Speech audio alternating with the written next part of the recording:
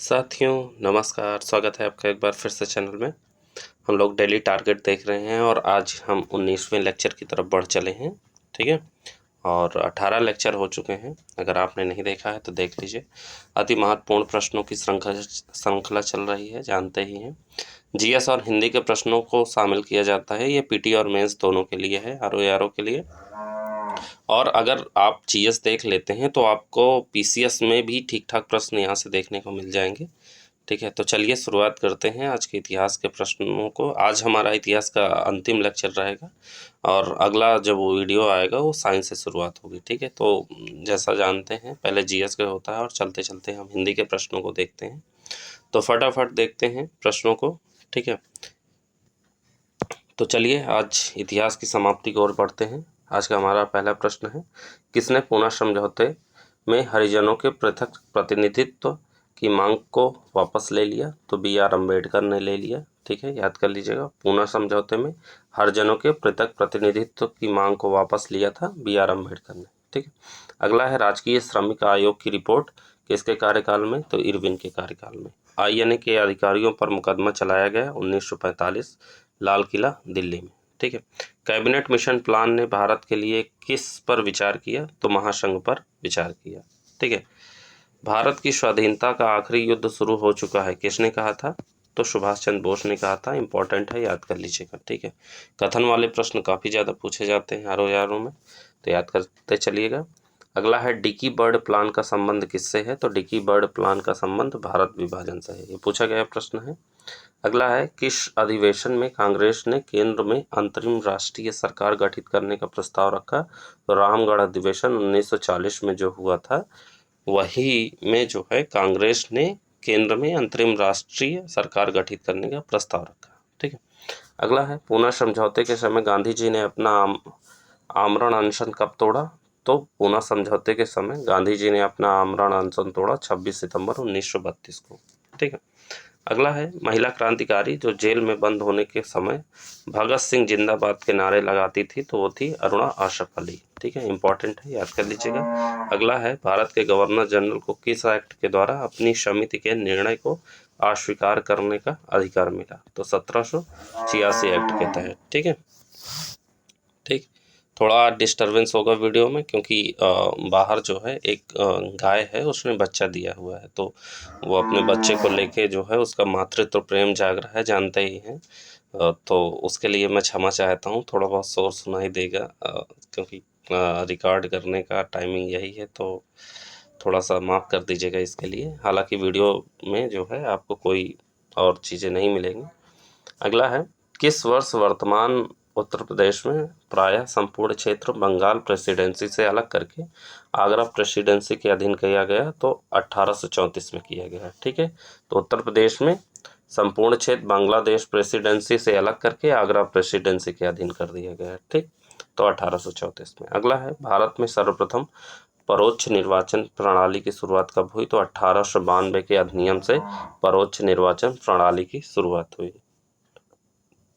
ठीक, अगला है, भारतीय उच्चायुक्त के पद का सृजन किस अधिनियम से हुआ? तो भारतीय उच्चायुक्त के पद का सृजन होता है भारत सरकार अधिनियम 1919 से। ये जो जितने भी अधिनियम हैं आप उन्हें एक बार जरूर देख के जाइएगा क्योंकि अधिनियम से प्रश्न जरूर बनता है एक दो। ठीक है, तो भारतीय उच्चायुक्त के पद का सृजन जो है भारतीय सरकार अधिनियम 1919 से। अगला है, पहली बार उत्तरदायी शासन शब्दों का स्पष्ट प्रयोग किस अधिनियम में किया गया? तो भारत सरकार अधिनियम 1919 में किया गया। ठीक, नेहरू ने किस अधिवेशन में अधिनियम 1935 को अस्वीकार किया? तो लखनऊ अधिवेशन में 1935 के अधिनियम में जो है अस्वीकार किया जो है। ठीक, अगला है, सुनो विद्यार्थियों किसकी रचना है? तो सुनो विद्यार्थियों रचना है महात्मा गांधी की। इंपॉर्टेंट है, याद कर लीजिएगा। अगला है, भारत का अंतिम गवर्नर जनरल यानी कंपनी शासन के अंतर्गत कौन था? तो लॉर्ड कैनिंग था।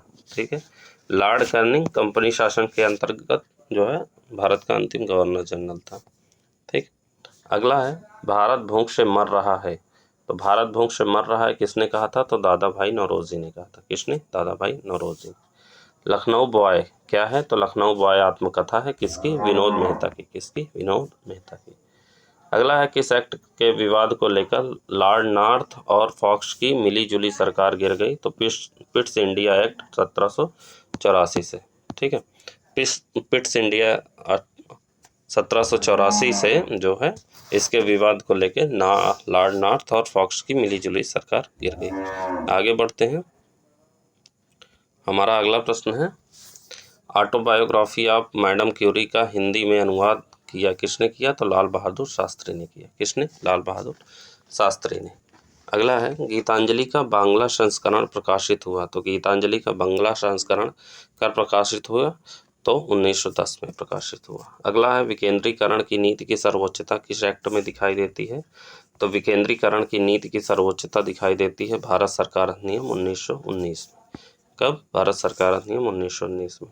अगला है 1835 एक्ट के द्वारा स्थापित संघीय न्यायालय के मुख्य न्यायाधीश कौन थे? तो मॉरिस ग्वेर थे। कौन? मॉरिस ग्वेर।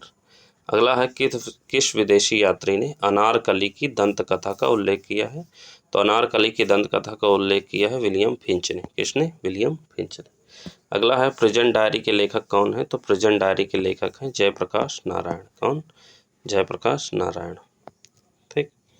नेक्स्ट है किस कानून ने पहली बार भारत में एक क्रियाशील विधान परिषद का सृजन किया? तो चार्टर एक्ट 1853 में जो है भारत में एक क्रियाशील विधान परिषद का सृजन किया गया। ठीक। अगला है कंपनी के निदेशकों को कंपनी के प्रबंध से संबंधित सभी पत्राचार और दस्तावेज ब्रिटिश सरकार को प्रस्तुत करने को कहा गया। किसमें? तो रेगुलेटिंग एक्ट 1773 में। किसमें? रेगुलेटिंग एक्ट 1773 में।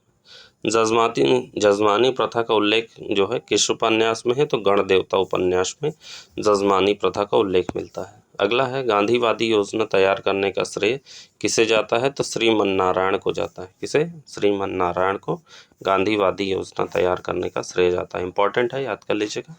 अगला है कंपनी के कर्मचारियों को उपहार देने पर प्रतिबंध लगा दिया गया 1773 के रेगुलेटिंग एक्ट से। ठीक है, तो ये प्रश्न पूछा गया है, याद कर लीजिएगा। अगला प्रश्न है गवर्नर जनरल इन काउंसिल को सर्वोच्च न्यायालय की अधिकारिता से मुक्त किया जाना कब हुआ? तो एक्ट का सेटलमेंट 1781 के अंतर्गत किया गया। ठीक है। नेक्स्ट है गवर्नर जनरल को प्रधान सेनापति की शक्तियां प्रदान किया जाना पिट्स इंडिया 1784 के द्वारा। ठीक है। संघीय प्रणाली का पहला प्रयास भारत सरकार अधिनियम 1935 द्वारा। भारत सचिव के कार्यभार को कम करने के लिए हाई कमिश्नर किस अधिनियम द्वारा नियुक्त किया गया? तो हाई कमिश्नर नियुक्त किया गया 1919 के अधिनियम द्वारा। ठीक। अगला है भारत सरकार अधिनियम 1935 द्वारा स्थापित संघ में अवशिष्ट शक्तियां किसे दी गई? तो गवर्नर जनरल को संघ में जो है अवशिष्ट शक्तियां प्रदान की गई। ठीक है, गवर्नर जनरल को भारत शासन अधिनियम 1935 द्वारा। अगला प्रश्न है महारानी विक्टोरिया को भारत की सामग्री नियुक्त किया गया तो 1878 ईस्वी में। ये इंपॉर्टेंट क्वेश्चन है, पूछा जा चुका है और आगे भी पूछा जा सकता है। तो महारानी विक्टोरिया को भारत की सामग्री नियुक्त किया गया 1878 ईस्वी में। अगला है 1924 ईस्वी में किसके द्वारा ब्रिटिश सरकार द्वारा यह मांग की गई कि भारतीय संविधान के निर्माण के लिए संविधान सभा का गठन किया जाए? तो मोतीलाल नेहरू द्वारा ब्रिटिश सरकार से मांग की गई 1924 ईस्वी में। ठीक, आगे बढ़ते हैं।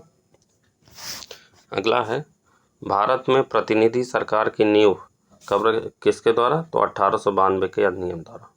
किसके द्वारा? 1892 के अधिनियम द्वारा भारत में प्रतिनिधि सरकार की नींव रखी गई। अगला है त्याग भूमि के संपादक।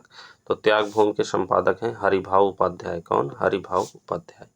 अगला है माई म्यूजिक माई लाइफ आत्मकथा किसकी है? तो माई म्यूजिक माई लाइफ आत्मकथा है पंडित रविशंकर की। महात्मा गांधी ने अपनी किस पुस्तक में ब्रिटिश पार्लियामेंट को बांझ और वेश्या कहा? तो हिंद स्वराज में गांधी जी ने ब्रिटिश पार्लियामेंट को बांझ और वेश्या कहा था। ठीक है, याद कर लीजिएगा। अगला है अनाइहिलेशन ऑफ कास्ट के लेखक कौन है? तो अनाइहिलेशन ऑफ कास्ट के लेखक हैं B.R. अम्बेडकर। गीता राष्ट्र के लेखक कौन है? तो गीता राष्ट्र के लेखक बाल गंगाधर तिलक। इंपॉर्टेंट है, याद कर लीजिएगा, पूछा जा चुका है। इंडिया गेट कब बनकर तैयार हुआ? तो इंडिया गेट बनकर तैयार हुआ 1931 में और गेटवे ऑफ इंडिया बनकर तैयार हुआ 1911 में। इंडिया गेट दिल्ली में है, गेटवे ऑफ इंडिया मुंबई में है, जानते ही हैं।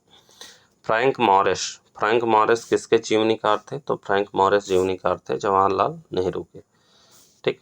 शोधक का संबंध किससे है? तो शोधक का संबंध है जीसी आगरकर से। किससे? जीसी आगरकर से। अगला प्रश्न है, किस एक्ट के द्वारा कोलकाता की सरकार को बंगाल, बिहार, उड़ीसा के लिए विधि बनाने का प्राधिकार प्रदान किया गया? तो ये था act of settlement 1781, Bengal judicature act जिसे कहते हैं। ठीक है, ये याद कर लीजिएगा। आगे बढ़ते हैं। अगला है 1919 में जब मॉन्टेग्यू चेम्सफोर्ड अधिनियम पास हुआ तब इंग्लैंड के प्रधानमंत्री थे, तो उस समय डेविड लॉयड जॉर्ज थे जब मॉन्टेग्यू चेम्सफोर्ड अधिनियम पास हुआ। कब पास हुआ? 1919 में। अगला है, ब्रिटिश हाउस ऑफ कॉमन्स का चुनाव किस प्रथम भारतीय ने लड़ा? तो लाल मोहन घोष ने लड़ा था ब्रिटिश हाउस ऑफ कॉमन्स का चुनाव। ठीक है, पहली बार। अगला है, केरल में प्रथम साम्यवादी राज्य सरकार का गठन किया गया कब? 1957 में। ठीक है, तो 1957 में केरल में प्रथम साम्यवादी राज्य सरकार का गठन किया गया। ठीक, आगे बढ़ते हैं। अगला है, नागरिक सेवाओं के लिए प्रतियोगी परीक्षा प्रणाली को सिद्धांततः किस एक्ट के द्वारा स्वीकार किया गया? तो 1853 एक्ट के द्वारा स्वीकार किया गया। ठीक है, तो नागरिक सेवाओं के लिए प्रतियोगी परीक्षा प्रणाली को सिद्धांततः मतलब पूरी तरह से किस एक्ट के द्वारा? तो 1853 के एक्ट के द्वारा। अगला है, स्वदेशी आंदोलन से प्रेरित किस प्रख्यात चित्रकार ने भारत माता का प्रसिद्ध चित्र बनाया? तो अवनींद्र नाथ टैगोर ने बनाया था। ठीक है, स्वदेशी आंदोलन से प्रेरित होकर भारत माता का चित्र बनाया अवनींद्र नाथ टैगोर ने। अगला है, प्रांतों में द्वैध शासन की समाप्ति का किसके द्वारा? तो 1835 एक्ट के द्वारा। ठीक। लोक सेवा आयोग की स्थापना किसके द्वारा? तो 1919 के एक्ट के द्वारा। किस एक्ट में भारत को ब्रिटिश भारत कहा गया? तो भारत को ब्रिटिश भारत कहा गया 1784 का पिट्स इंडिया एक्ट के द्वारा। ठीक है, किस एक्ट में भारतीयों को शासन में भागीदारी करना संभव हुआ? तो शासन में भागीदारी करना संभव हुआ 1861 के एक्ट द्वारा। ठीक, तो ये रहे हमारे जीएस के प्रश्न। आज हिस्ट्री की समाप्ति है, जैसा आप जानते हैं कल से साइंस की शुरुआत होगी अगले लेक्चर से। तो उम्मीद है इतिहास का जितना भी सेशन रहा आपको पसंद आया होगा। ठीक है, अब चलते चलते हम हिंदी के प्रश्नों को देख लेते हैं। हिंदी में पर्यायवाची चल रही है, जानते ही हैं। पर्यायवाची कुछ ऐसी होती है कि इनको बहुत रटना भी पड़ता है, लिख लिख के याद करना पड़ता है, क्योंकि बाकी सारी चीज़ें तो याद हो जाती हैं, बस पर्यायवाची याद करना थोड़ा कठिन हो जाता है, क्योंकि एक शब्द के कई सारे शब्द बन जाते हैं, तो उनमें से सारे शब्दों को याद रखना मुश्किल होता है। तो ध्यान से देखिएगा।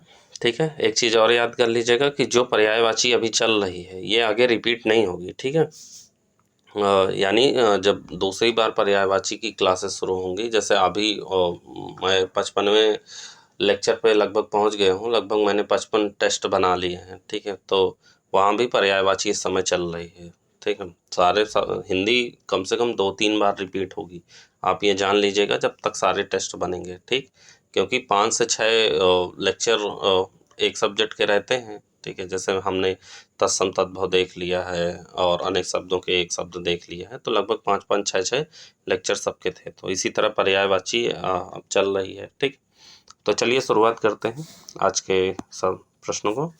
अचल पहली पर्यायवाची है अचल। अचल पर्यायवाची किसकी है? गिरि की, शैल की, नग, महिधर, आद्रि, पर्वत। आद्रि है। ठीक है, इनमें से पूछा जा सकता है, नग पूछा जा सकता है, आद्रि पूछा जा सकता है। पूछा जा सकता है अचल की पर्यायवाची कौन सी है। ठीक है, तो याद करते चलिएगा। अचला, अचला किसकी पर्यायवाची है? पृथ्वी की, क्षिति, धरा, वसुंधरा, वसुधा, धरती। अचला की पर्यायवाची यानी पृथ्वी की पर्यायवाची क्या हो जाएगी? अचला, क्षिति, धरा, वसुंधरा, वसुधा, धरती। दर्पण, दर्पण की पर्यायवाची क्या हो जाएगी? प्रतिमान, आरसी, आदर्शिका, नुकुर, आईना, प्रतिबिंबिक। इसमें आदर्शिका इम्पॉर्टेंट है, आरसी भी इम्पॉर्टेंट है, ये दोनों पूछा जा सकता है। ठीक है, दीपक, दीपक की पर्यायवाची क्या हो जाएगा? दीप, प्रदीप, गृहमणि, दिय, दिया। ठीक है, तो दीपक की क्या पर्यायवाची हो जाएगी? दीप, प्रदीप, गृहमणि, दिय, दिया। इनमें से प्रदीप पूछा जा सकता है, गृहमणि और दिया, ये तीनों पूछा जा सकता है दिया दीपक की पर्यायवाची में। ठीक, अगला है देवता। देवता की पर्यायवाची देख लेते हैं। देवता की गीवाण, त्रिदश, अमृत्य, दीनानाथ, ईश, जगदीश, जगन्नाथ, परब्रह्म, वसु, अजर, अदिति, नंदन, लेख, अविनाशी, अमृतेश, सुमनस, अस्वप्न। ठीक है, तो ये थी देवता की पर्यायवाची। इसमें से अस्वप्न पूछा जा सकता है, लेख पूछा जा सकता है, अजर पूछा जा सकता है, अमृत्य पूछा जा सकता है, वसु पूछा जा सकता है। ये सारी इंपॉर्टेंट है। ठीक है, जो जो इंपॉर्टेंट है मैं बताते चल रहा हूँ, याद करते चलिएगा। अगला है इंद्र की पर्यायवाची। ठीक है, इंद्र की पर्यायवाची क्या हो जाएगी? उपेंद्र, देवेंद्र, देवेश, मेघवाहन, देवराज, गधवा, मधवा, मधवा है। ठीक है, फिर शक्र, शक्र भी पर्यायवाची है। ठीक है, पुरंदर, कौशिक, मेघपति, सुरेंद्र, सुरेश, अमरपति, जिष्णु, विष्णु नहीं, अच्छा जिष्णु, पुरहुत, विभुधेश, वज्रधर, विडौजा, देवेश, अडिग, अविचल, सुरपति, शुत्रमान, शुनासीर, वाशव, सतऋतु, पाकशावक, मघवन, पाकरिपु, वृत्रहा। ठीक है, तो इसमें से इंपॉर्टेंट कौन कौन है? इसमें से विडौजा है, पूछा गया है कई बार। ठीक है, और पुरहुत पूछा गया है कई बार, कौशिक पूछा गया है। ठीक, और पुरंदर पूछा गया है। ठीक, पाक शासक पूछा गया है, पाक रिपु भी पूछा गया है, वृत्रहा पूछा गया है। ठीक है, तो ये सारी ऐसी पर्यायवाची है जो बार बार पूछी जाती हैं, याद कर लीजिएगा। ठीक, आगे बढ़ते हैं। अगला है ब्रह्मा की पर्यायवाची। ब्रह्मा की पर्यायवाची क्या हो जाएगी? स्रष्टा, प्रजापति, कमलासन, हिरण्यगर्भ, हंसवाहन, आत्मभू, लोकेश, करतार, नाभिजन्मा, सदानंद, अंडज, गिरापति, धाता, विधाता, गर्भकर्ता, अज, परमेष्ठी, अब्ज योनि। ये सारी ब्रह्मा की पर्यायवाची। इसमें से इंपॉर्टेंट कौन कौन है? स्रष्टा इंपॉर्टेंट है। ठीक है, करतार है इंपॉर्टेंट। ठीक, अंडज इंपॉर्टेंट है, धाता, अज और अब्ज योनि, ये सारी जो है पूछी जा सकती है, इनमें से कोई भी। ठीक है, अगला है बादल। बादल की पर्यायवाची क्या हो जाएगी? बादल की पर्यायवाची हो जाएगी जलधर, जलद, बलाधर, पर्जन्य, पयोधर, सारंग, वारिवाह, बलाहक, धाराधर, अरुणोद, जलद और जगजीवन। ये सारी हो गई बादल की पर्यायवाची। इसमें से सारंग इंपॉर्टेंट है। सारंग की बहुत सारी पर्यायवाची होती है, पर्जन्य, वारिवाह और जो है आपका अरुणोद, ये सारी पूछी जा सकती है, इनमें से कोई भी पूछी जा सकती है, याद कर लीजिएगा। अगला है कमल की पर्यायवाची। कमल के याद किए ही होंगे, उत्पल, कुबलय, इंदिवर, पद्म, नलिन, सरोज, सरोद। उत्पल पूछी जा सकती है, पद्म पूछी जा सकती है, नलिन पूछी जा सकती है। ठीक है, कुबलय भी पूछी जा सकती है। तो इन सब पर्यायवाची को याद कर लीजिएगा, इंपॉर्टेंट है। ठीक है, अगला है कल्पवृक्ष। कल्पवृक्ष की पर्यायवाची पारिजात, सुरतरु, हरिचंदन, मंदार, देववृक्ष, कल्पतरु, कल्पशाल, कल्पद्रुम। इसमें पारिजात कई बार पूछा गया है। ठीक है, मंदार भी पूछा गया है, याद कर लीजिएगा। ठीक, अगला है काक। काक की पर्यायवाची कौआ, काग, कांड, वायस, पिशुन, करट। करट पूछा गया है और वायस पूछा गया है। ठीक है, ये पूछा गया है तो याद कर लीजिएगा, कौवा की पर्यायवाची। अगला है किरण। किरण की पर्यायवाची क्या हो जाएगा? कर, मरीच, मयूख, अंशु, रश्मि, प्रभा, अर्ची, गो, दीक्षित, केतु। ठीक है, यह है किरण की पर्यायवाची। इसमें अर्ची पूछा गया है। ठीक है, केतु भी पूछा गया है, मयूख भी पूछा गया है। ठीक है, तो इम्पोर्टेंट याद करते चलिएगा। नेक्स्ट है मोर की पर्यायवाची। मोर की पर्यायवाची मयूर, केकी, कलापी, शिखी, मेहप्रिय, सीतापांग, वरही। इसमें वरही पूछा गया है, केकी पूछा गया है, शिखी पूछा गया है। ठीक है, तो जो इम्पोर्टेंट है उनको याद कर लीजिएगा। अगले पर्यायवाची है सर्प। सर्प की पर्यायवाची क्या हो जाएगी? आही, भुजंग, गणिधर, फणिधर, विषधर, व्याल, फणी, उरग, पन्नग, नाग, सांप, सरीसृप। इसमें से जो है पूछा गया है आपका विषधर, व्याल, भुजंग भी पूछा गया है 1-2 बार, उरग पूछा गया है और सरीसृप पूछा गया है। ठीक है, याद कर लीजिएगा। हाथी, हाथी की पर्यायवाची हस्ती, गज, करी, कुंजर, द्विरथ, नाग, दंती, कुंभी। ठीक है, तो ये हो गई आपकी हाथी की पर्यायवाची। चंदन की पर्यायवाची मलयज, मलय, दिव्यगंध, दारुसार, तमाल, संदल, कलधौंत। ठीक है, जल की पर्यायवाची क्या हो जाएगी? पानी, वारी, नीर, सलिल, अम्बु, अभ्य, तोय, पय, जीवन, आब, उदक, अमृत, घनरस, सारंग, क्षीर, रस। ये हो गई आपके जल की पर्यायवाची। ठीक है, तो जो इम्पोर्टेंट पर्यायवाची है मैंने वो बता दिया है। ठीक, सबको याद करते चलिएगा। तो आज का वीडियो यहीं तक रखते हैं। आज थोड़ा सा शोर था, उसके लिए मैं क्षमा चाहता हूँ। नेक्स्ट वीडियो से ऐसा नहीं होगा, मैं कोशिश करूँगा। ठीक है, तो आज थोड़ा सा एडजस्ट कर लीजिएगा। तो चलिए मिलते हैं अगले वीडियो में, तब तक के लिए जय हिंद, जय Bharat, thank you so much.